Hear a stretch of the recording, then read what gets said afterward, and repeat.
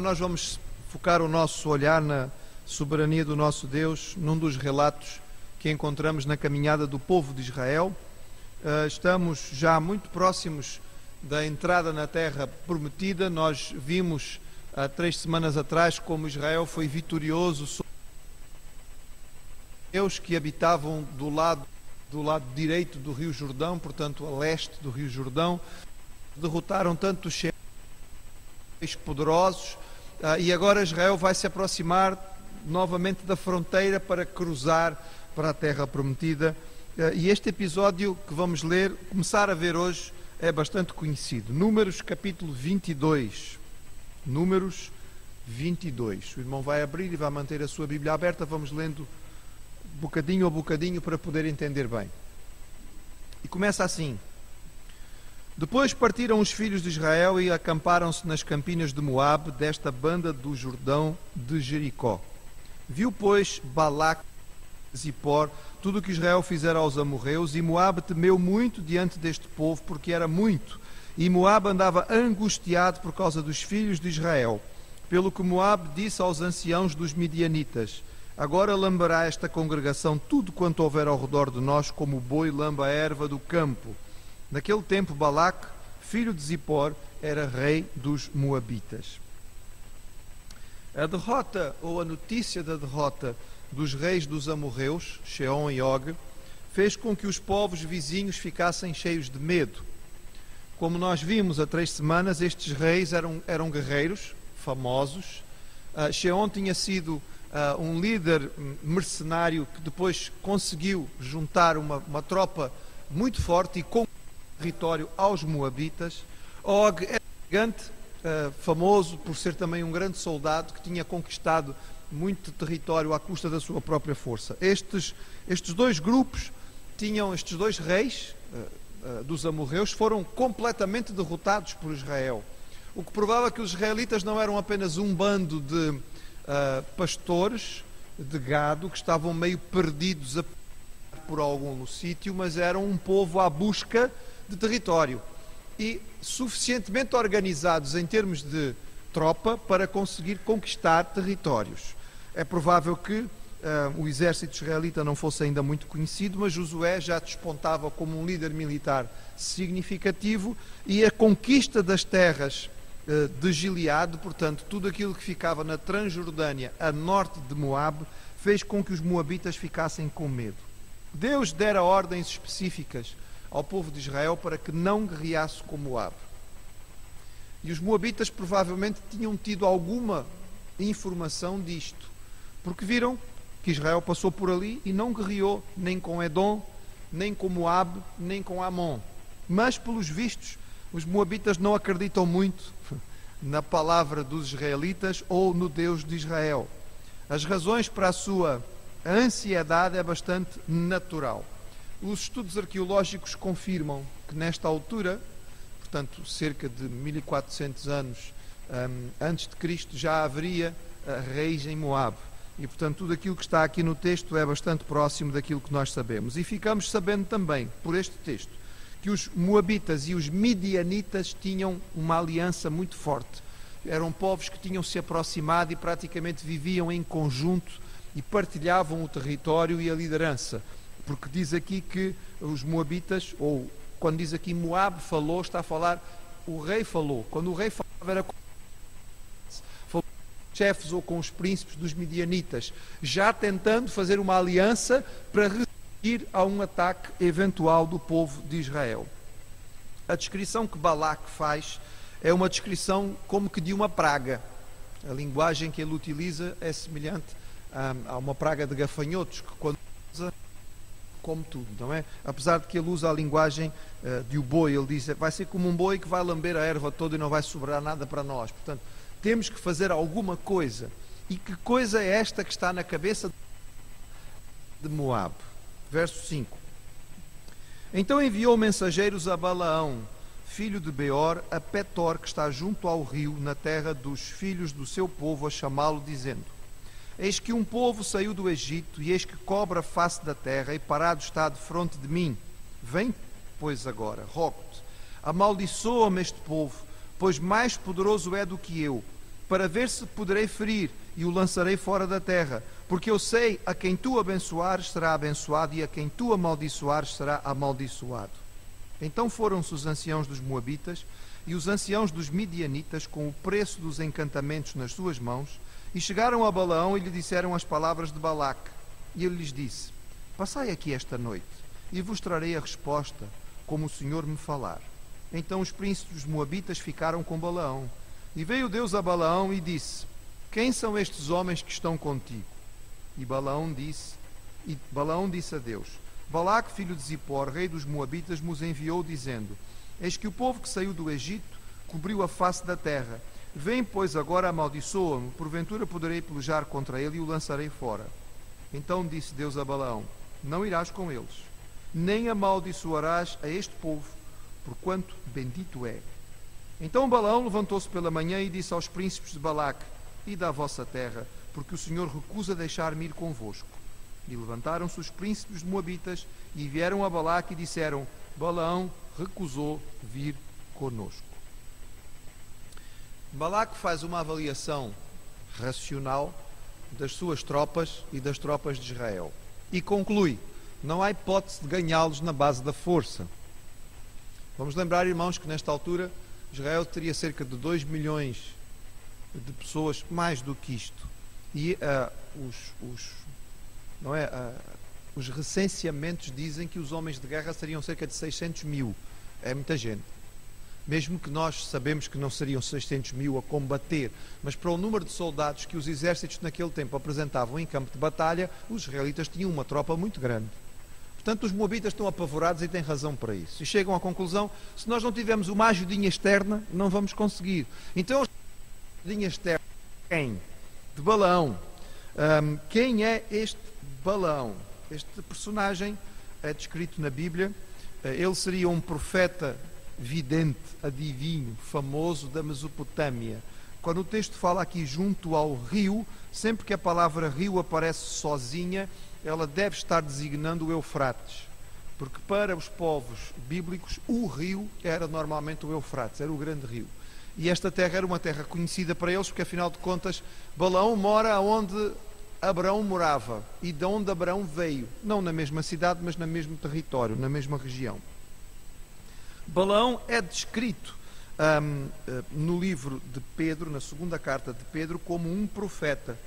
Diz a segunda carta de Pedro o seguinte: os quais, deixando o caminho direito, erraram, seguindo o caminho de Balaão, filho de Beor, que amou o prémio da injustiça, mas teve a repreensão da sua transgressão. O mudo jumento, falando com voz humana, impediu a loucura do... O próprio Pedro descreve Balaão como profeta.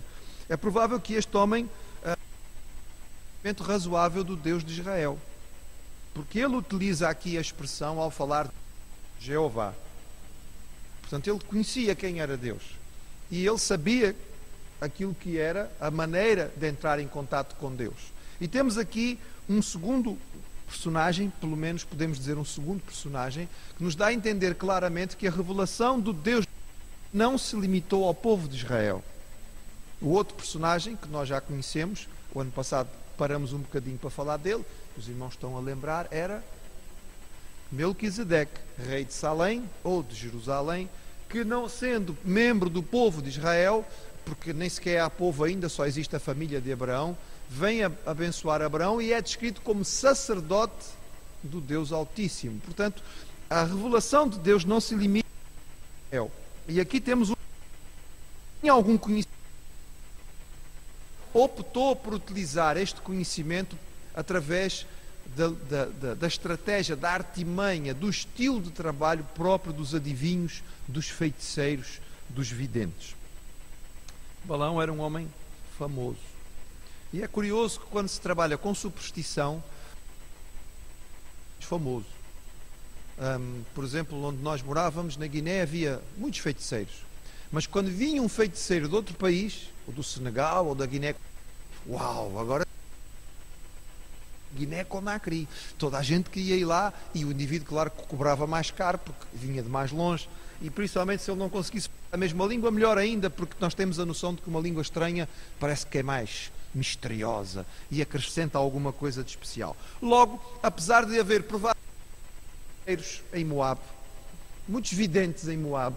Ele manda buscar Balaão, porque o Balaão vem de fora, e portanto o que vem de fora vale mais. Normalmente a gente acha melhor aquilo que vem de fora. É comum. Eu diria aos irmãos que até na igreja a gente faz assim, né? Quando vem um pregador de fora e prega, a gente, "Ih, que pregador, hein? Se eu fosse membro desta igreja, é que a coisa era mesmo boa." Prega muito bem.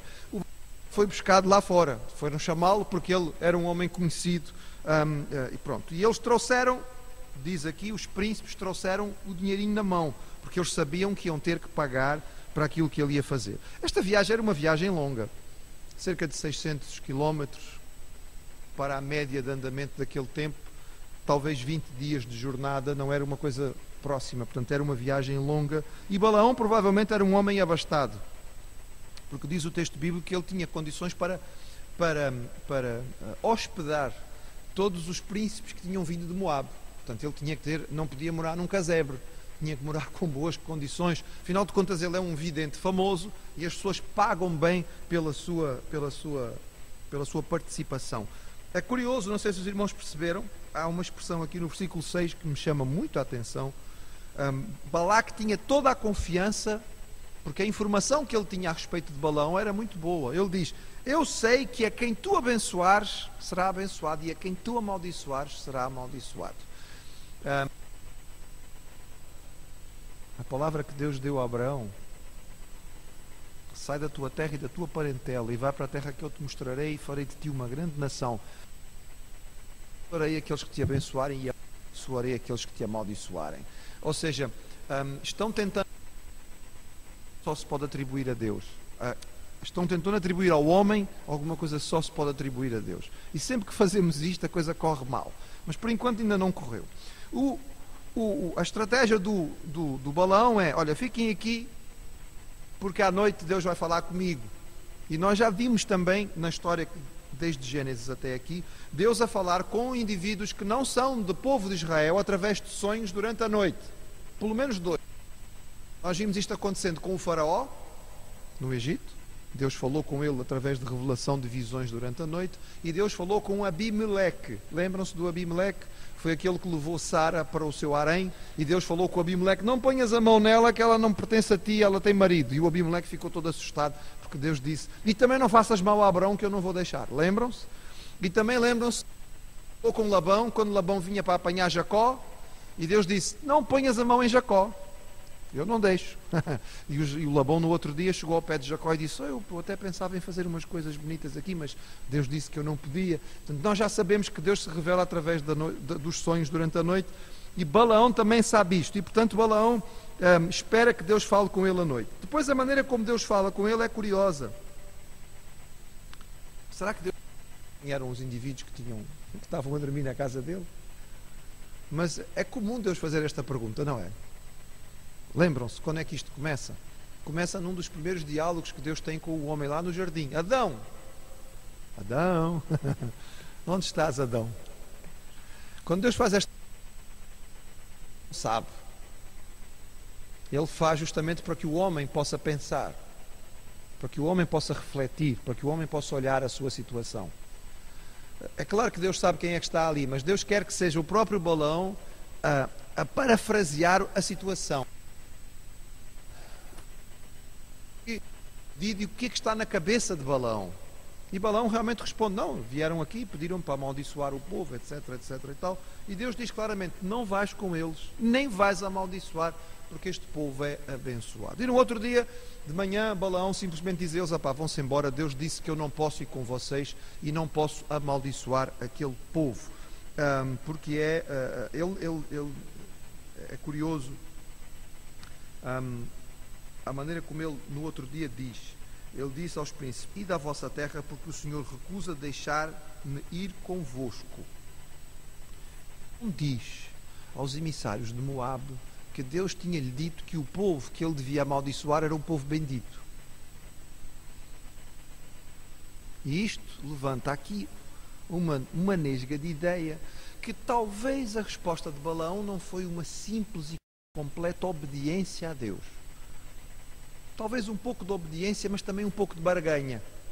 Se calhar ele percebeu: isto pode dar um bom lucro, mas tem que fazer render o peixe. Isto não pode ser muito fácil, vou-me fazer de difícil.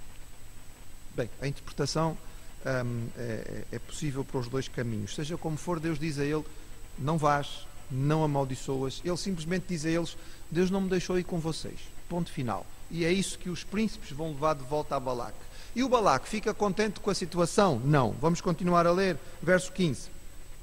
Porém Balaque prosseguiu ainda em enviar mais príncipes, mais honrados do que aqueles, os quais vieram a Balaão e lhe disseram, assim diz Balaque, filho de Zippor, rogo-te que não te demores em vir a mim, porque grandemente te honrarei, e farei tudo o que me disseres. Vem, pois, rogo-te, amaldiçoa-me a este povo. Então Balaão respondeu e disse aos servos de Balaque, ainda que Balaque me desse a sua casa cheia de prata e de ouro, eu não poderei traspassar o mandato do Senhor meu Deus, para fazer coisa pequena ou grande. Agora, pois, rogo-vos que também aqui fiqueis esta noite, para que eu saiba o que o Senhor me dirá mais. Veio, pois, o Senhor a Balaão e disse-lhe à noite, se aqueles homens te vieram chamar, levanta-te, vai com eles, todavia farás o que eu te disser. Balaque parece entender que a resposta de Balaão não é definitiva. Ele está acostumado, isto é uma história oriental, e na história oriental as coisas nunca são não é? Nunca ninguém pergunta, quanto é? Custa 20. Ok, está aqui. Se fosse num bazar oriental, provavelmente o vendedor vai ficar muito frustrado, porque ele gosta da barganha, faz parte da jogada, é emocionante. Quanto mais emocionante fica a venda.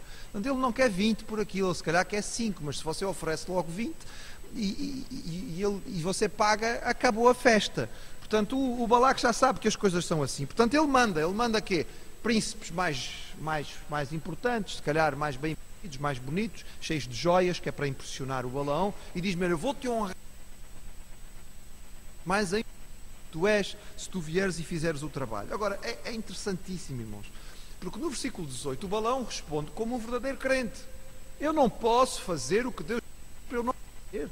E ele usa outra vez aqui a expressão Jeová, ele usa a expressão meu Deus disse que eu não posso. Mas logo a seguir, o que é que ele diz? Mas já agora fiquem aqui mais uma noite para eu ouvir o que é que o Senhor tem para me dizer. Meus irmãos, isto é tão perigoso. Brincar com as coisas que o Senhor diz e que Ele fala de forma clara. Isto é brincar com a tentação. Isto espelha aquilo que verdadeiramente se passa no coração de Balaão e ajuda-nos a perceber porque é que Deus vai agir com ele da maneira que vai agir. Porque no coração de Balaão ele está impressionado com a riqueza que é oferecida. Ele tem ganância no fundo do seu coração. Ele tem uma esperançazinha, apesar de que Deus já disse a ele, não vais e não amaldiçoas, ele tem uma esperançazinha, mas ó Senhor, deixa lá só um bocadinho. Não é todos os dias que vêm com uma oferta tão boa, não é? Deixa eu aproveitar esta oportunidade, não é assim tão mau. E por isso que a resposta do Senhor parece que nos confunde um bocadinho, porque parece que a permissão de Deus aqui contradiz aquilo que Deus tinha dito na forma anterior. Mas a permissão do Senhor visa engrandecer o seu próprio nome. Há um alvo principal na palavra, irmãos, de Gênesis a Apocalipse. A glória de Deus. E há uma coisa que é a mais importante em toda a história, que é a vontade de Deus. E o Senhor age de maneira que a sua vontade se cumpra e a sua glória seja revelada. E nesta história é isto que vai acontecer. O Senhor vai dar uma grande lição em Balaão, vai dar uma grande lição a Balaque, vai dar uma grande lição aos Moabitas e vai exaltar o seu nome, para mostrar a eles quem realmente está no controle e quem realmente é soberano. E por isso, conhecendo o coração de Balaão, que é um coração mau, o Senhor permite que ele vá. Este era o ideal? Não. O ideal já tinha sido dito desde o princípio. E se Balaão tivesse ficado firme no seu ideal, ele tinha mais príncipes de Moab, meia volta vou ver, que passam aqui à noite. Eu já tenho a informação, eu já disse o que tinha para me dizer, não preciso saber mais nada. Mas não, ele ainda quer mais um bocadinho. E agora Deus diz, é? Pronto, ok. Tens o... Bem, então vai lá. Vai com eles. Mas lembra-te que eu já te disse que se tu poder falar aquilo que falar. Agora vem então um episódio e este é o momento famoso da história toda de Balaão. Não é o momento mais importante, mas é o que fica mais conhecido na história toda, e é também um episódio que tem um bocado de cômico nesta parte da história. E se os irmãos já ouviram falar de uma época em que os animais falavam, este é o momento. E diz assim: então Balaão levantou-se pela manhã e abordou a sua jumenta e foi-se com os príncipes de Moabe. E a ira de Deus acendeu-se porque ele se ia, e o anjo do Senhor pôs-lhe no caminho por adversário. E ele ia caminhando montado na sua jumenta e 2 dos seus moços com ele. Viu, pois, a jumenta, o anjo do Senhor, que estava no caminho, com a espada desembainhada na mão, pelo que desviou-se a jumenta no caminho e foi-se pelo campo. Então Balaão espancou a jumenta para fazê-la tornar ao caminho. Mas o anjo do Senhor pôs-se numa vereda de vinhas, havendo uma parede desta banda e uma parede da outra. Vendo, pois, a jumenta, o anjo do Senhor apertou-se contra a parede, e apertou contra a parede o pé de Balaão, pelo que tornou a espancá-la. Então o anjo do Senhor passou mais adiante, e pôs-se num lugar estreito, onde não havia caminho para se desviar, nem para a direita, nem para a esquerda. E vendo a jumenta, o anjo do Senhor deitou-se debaixo de Balaão, e a ira de Balaão acendeu-se, e espancou a jumenta com o bordão. Então o Senhor abriu a boca da jumenta, a qual disse a Balaão: que te fiz eu para que me espancasses 3 vezes? E Balaão disse à jumenta: porque zombaste de mim? Oxalá tiverem uma espada na mão, porque agora te matara. E a jumenta disse a Balaão: porventura não sou eu a tua jumenta, em quem cavalgaste desde o tempo em que fui tu até hoje? Costumei eu alguma vez fazer assim contigo? E ele respondeu: não. Então o Senhor abriu os olhos a Balaão, e ele viu o anjo do Senhor que estava no caminho, e a sua espada desembainhada na mão, pelo que inclinou a cabeça e prostrou-se sobre a sua face. Então o anjo do Senhor lhe disse: porque já 3 vezes espancaste a tua jumenta? Eis que eu saí para ser teu adversário, porquanto o teu caminho é perverso diante de mim. Porém a jumenta me viu, e já 3 vezes desviou diante de mim. Se ela se não desviara de diante de mim, na verdade que eu agora te teria matado, e ela deixava com vida. Então Balaão disse ao anjo do Senhor: pequei, que não soube que estavas neste caminho para te opores a mim. E agora, se parece mal aos teus olhos, tornar-me-ei. Disse o anjo do Senhor a Balaão: vai-te com estes homens, mas somente a palavra que eu falar a ti, esta falarás. E assim Balaão foi-se com os príncipes de Balaque. Se o Senhor permitiu a Balaão ir a Moabe, então por que se acende a sua ira? Mais uma vez parece haver alguma contradição. O Senhor conhece os corações, e a resposta aqui natural é: o coração de Balaão era mau. O próprio anjo vai dizer isto: o teu caminho é perverso, o teu coração é mau. Ele recebera uma ordem de Deus e, no entretanto, vacilara. E ao perceber uma brecha, ele toma imediatamente esta oportunidade, cheio de ganância no seu coração. Ele no seu coração deseja amaldiçoar Israel, porque ele quer ganhar a riqueza que os moabitas estão a prometer. E por isso o Senhor se levanta contra ele. E nesta forma de se revelar a Deus, ele vai impor um temor muito maior a Balaão do que aquele do sonho que ele tinha tido. Parece que o sonho não tinha sido suficiente para que Balaão estivesse realmente temeroso da ação do Senhor, mas agora ele vai realmente ficar com medo. A história da jumenta é no fundo cómica, irmãos. É uma clássica história oriental, no sentido em que ela vai passando por estágios. Se os irmãos reparem, primeiro está num caminho, depois passa por uma vereda e depois passa para um estreito. São sempre 3 etapas, não é? E é clássico de uma história oriental. A coisa vai afunilando, como que passando etapas até chegar ao momento em que não há mais hipótese nenhuma. E a história de abrir os olhos também é conhecida da Bíblia. Nós lembramos o servo de Eliseu, que também Deus teve que abrir os seus olhos para que ele visse os anjos, porque ele não estava a ver a realidade espiritual que está à sua volta. Mas, essencialmente, esta história, ela nos ensina algo bastante interessante. É que chega a um ponto em que o homem pode ficar com o seu entendimento tão turvo. E atenção, estamos a falar aqui de um homem que teoricamente conhecia a Deus e que se refere a Deus como o seu Deus. Mas ele está tão turvado pelos outros interesses que se colocam diante dele, que até a jumenta consegue fazer e entender melhor do que ele. Reparem que a jumenta consegue ver o anjo. Ele, teoricamente, é o vidente. Reparam no jogo, na que existe aqui, no cômico desta história. O vidente não vê. Quem vê é a jumenta do vidente. Mas espera aí, mas não é ele que é o vidente. Não é ele que é o homem que tem capacidade de ver as coisas de Deus. Mas ele não vê. Quem vê é o animal. O animal é que desvia-se. E se não fosse o desviar da jumenta, ele teria sido morto pelo anjo. E por fim é o animal que se prostra primeiro. A jumenta se prostra e só depois é que o balão se vai prostrar. E tudo isto tem um quê de troça, porque estamos a lidar com um personagem que se... Ele é o grande bem, lá da Mesopotâmia, chamado pelo rei de Moab para amaldiçoar Israel. E desde o princípio o Senhor está a mostrar a ele que este profeta famoso de além fronteiras não vale nada, porque Deus é soberano e é Ele que vai estabelecer quem pode ser amaldiçoado e quem pode ser abençoado. Algumas pessoas discutem aqui como é que pode ser a jumenta falar ou não falar. Alguns gostam de pensar que talvez Deus colocou a capacidade de Balaão entender o zurrar da jumenta. O texto é claro e diz que o milagre está na boca da jumenta e não no ouvido do Balaão. De alguma maneira Deus permitiu que a jumenta falasse. E é curioso porque o Balaão discute com ela como quem conversa com um criado. Se ele já costumava conversar com a jumenta ou não, não sei.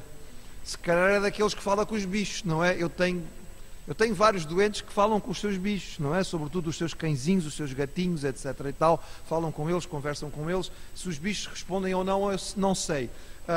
Mas pronto, às vezes gostam de se zangar, não é? Às vezes as pessoas redaram com o cachorro quando está a ladrar. Para de ladrar, para de ladrar. Digo, se ele começar a miar, então aí deves ficar zangado. Mas quando ele ladrar, está a fazer a função dele, não é? Os cães ladram e os gatos miam e as jumentas, pelos vistos, pelo menos quando são de Balaão, falam e conversam com ele. E ela é muito lógica. Ela diz, ouve lá, eu sou tua jumenta há quanto tempo? Já me viste comportar-me assim? Portanto, deve haver uma lógica para isto. Pensa um bocadinho, homem, tu és um vidente, és um profeta, és um homem cheio de conhecimento intelectual. Para e pensa, raciocina, em vez de andar só a espancar-me. E só nessa altura é que os olhos dele são abertos e ele vê o anjo do Senhor. O Balaão sabe que está errado. Ele sabe que está errado. Ele tem plena consciência de que está errado. Só que a sua convicção de pecado é tão pequenina que não chega realmente a mudar o seu coração. O que ele tem que dizer ao Senhor é: pequei contra ti, vou voltar para casa já. Mas ele diz, mais uma vez ele parece que tenta a Deus: pequei, não soube que estavas no caminho. Se parecer mal aos teus olhos, tornar-me-ei. Deus já tinha dito ele o que tinha para dizer, mas ele insiste. Então ele diz: ok, está bem, queres insistir no erro? Então vai, assuma as consequências, mas lembra-te, sou eu que estou no controle. Esta história vai terminar muito mal para o Balaão, porque ele realmente tem o seu coração cheio de ganância e mau, e portanto as coisas não vão correr bem para ele. Mas isto está um bocadinho mais... Vamos então terminar esta parte da história, irmãos. Ele finalmente termina a sua viagem e diz que ouviu Balaque que Balaão vinha, saiu-lhe ao encontro até a cidade de Moabe, que está no termo do Arnon, na extremidade do termo. E Balaque disse a Balaão: porventura não enviei diligentemente a chamar-te, porque não vieste a mim? Não posso eu, na verdade, honrar-te? Então Balaão disse a Balaque: eis que eu tenho vindo a ti. Porventura poderei eu agora de alguma forma falar alguma coisa? A palavra que Deus puser na minha boca, essa falarei. E Balaão foi com Balaque e vieram a Quiriate-Uzote. Então Balaque matou bois, ovelhas, e deles enviou a Balaão e aos príncipes que estavam com ele. E sucedeu que pela manhã Balaque tomou a Balaão e o fez subir aos altos de Baal. E viu ele dali a última parte. Ok? Isto é o esperado. Balaque estava já ansioso pela chegada de Balaão, recebe-o com todas as honras, não é? Vai pessoalmente receber o profeta, faz um banquete e uma festa especial para poder recebê-lo e, por fim, leva-o a um dos altos.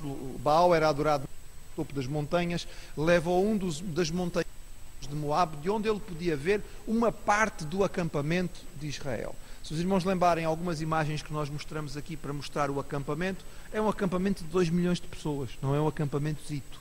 Estendia-se por muitos quilómetros. Ele não consegue ver o acampamento todo, ele vê uma parte do acampamento. Ele vê um pedaço do acampamento. Talvez haja até montanha na frente que não permite ver o resto. Mas do alto da montanha em que ele está, ele olha e vê uma parte do acampamento de Israel e pode ter uma noção do tamanho que esta nação é e aquilo que está diante dele. E agora o Balaão vai arregaçar as mangas e começar o seu trabalho. Ele foi chamado para amaldiçoar Israel e é isso que ele pretende fazer, porque foi-lhe prometido dinheiro. E ele continua no seu coração mau, apesar daquilo que Deus já lhe falou, na expectativa de que afinal ainda haja possibilidade dele fazer o seu trabalhinho e voltar para casa rico. Mas estas maldições a gente só vai ver na próxima semana. Se o Senhor nos dê vida, saúde, nos trouxer aqui.